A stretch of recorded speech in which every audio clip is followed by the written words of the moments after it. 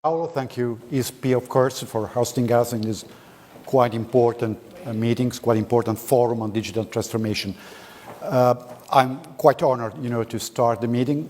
Let me say, there's no need to remark again the importance of digital transformation during this period. It's clearly a topic that is on the agenda, on the table of all the governments, of all the institutions, of all the business communities, of course.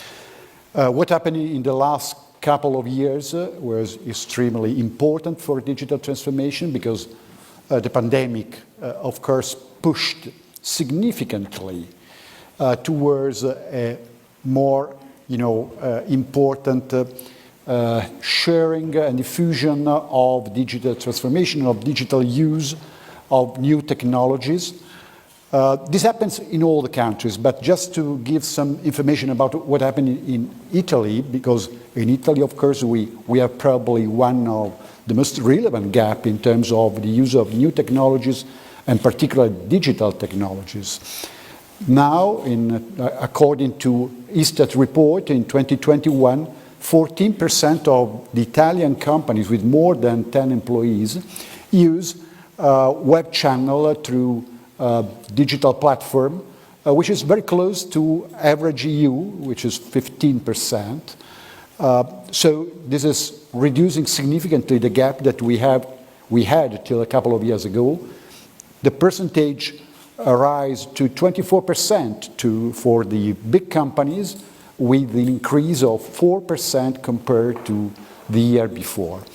So what happened is that, let me say, Italy, as very often happen when it needs to face an emergency, a situation, unexpected, has the chance and has the ability to react very positively. And this is exactly what happened during the pandemic, because nobody could have even imagined a couple of years ago that all the institutions, all the business, the medium-sized companies in Italy could react in this way and could evolve through a remote working that is completely unthinkable till a few months before. So now the point is that we need to, transit from a reaction to an emergency to the second phase, to a more strategic thinking, to the need for having a strategic plan, and then, of course, implement the strategy, which is always, or not always, I would say often, not our best attitude, let me say. But this is absolutely important in terms of course, infrastructure, because we need to expand our large band. We need to avoid that the digital divide, which is clearly an issue, particularly in several countries, but in Italy for sure.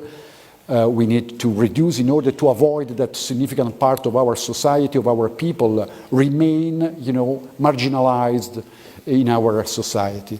But at the same time, we need to also invest in our competence. Our report in Digital Economic and Society Index in 2021 still positions Italy at, the last 3 places in Europe for basic competence, digital basic competence, the 4 last position for advanced competence, digital competence. So we need to have a step up significantly in this regard. We launched an observatory a couple of years ago regarding the STEM disciplines, where Italy clearly is far behind a lot of European countries. Now we are launching, the government is launching the strategy, the national strategy for digital competencies. We need to invest significantly in our competence in technology, in the new technologies, and particularly in the digital technologies. Of course, these investments are crucial, together with the investment in research, in innovation, and to do this, we need to have all the stakeholders working together with a strict relationship. So public institutions, governments, business communities, universities, center of research, all working together in order to, let me say, accompanying our society to a very, very deep transformation. Thank you, Paul. Thank you.